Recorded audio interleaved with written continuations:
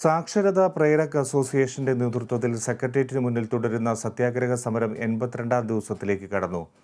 6 മാസത്തിലേറെയായാണ് ഇവരുടെ വേതനം മുടങ്ങിക്കിടക്കുന്നത്. വേതനം മുടങ്ങിയതിന്റെ മനോവിഷമത്തിലായിരുന്നു കഴിഞ്ഞ ദിവസം കൊല്ലം പത്തനാപുരം സ്വദേശി ബിജുമോൻ ജീവനൊടുക്കിയത്. കഴിഞ്ഞ 82 ദിവസമായി സാക്ഷരതാ പ്രേരകിന്റെ നേതൃത്വത്തിൽ സെക്രട്ടേറിയറ്റ് നടയിൽ വെച്ച് അവർ സത്യാഗ്രഹ സമരം നടത്തുകയാണ്.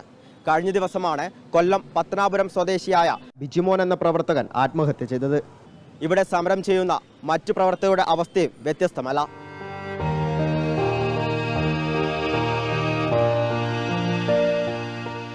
മികച്ച സാക്ഷരതാ പ്രവർത്തകനുള്ള രാഷ്ട്രപതിയുടെ പുരസ്കാരത്തിന് അർഹനായ വ്യക്തിയാണ് കഴിഞ്ഞ ദിവസം ആത്മഹത്യ ചെയ്ത കൊല്ലം പത്തനാപുരം സ്വദേശി ബിജുമോൻ.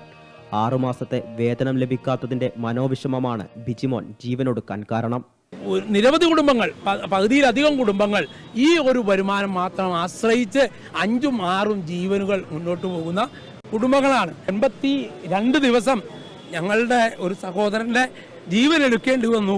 ഇത്തരത്തിലുള്ള വാർത്ത ഈ സമൂഹത്തിൽ വരാൻ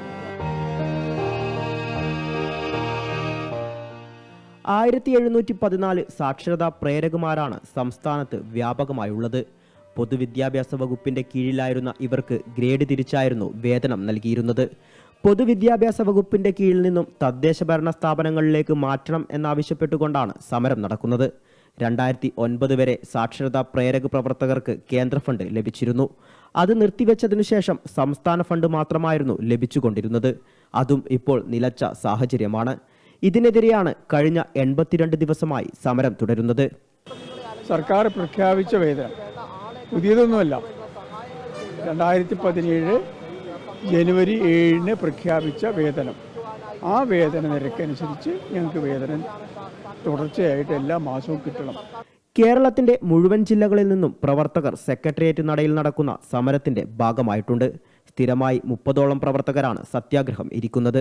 കൊല്ലം, ആലപ്പുഴ, പത്തനംതിട്ട ജില്ലകളിൽ നിന്ന് എല്ലാ ദിവസവും മാറി മാറി ഓരോ ബ്ലോക്കിലെ ആളുകൾ വന്നുകൊണ്ടിരിക്കുന്ന രൂപത്തിലാണ് സമരം ആരംഭിക്കുന്നത്.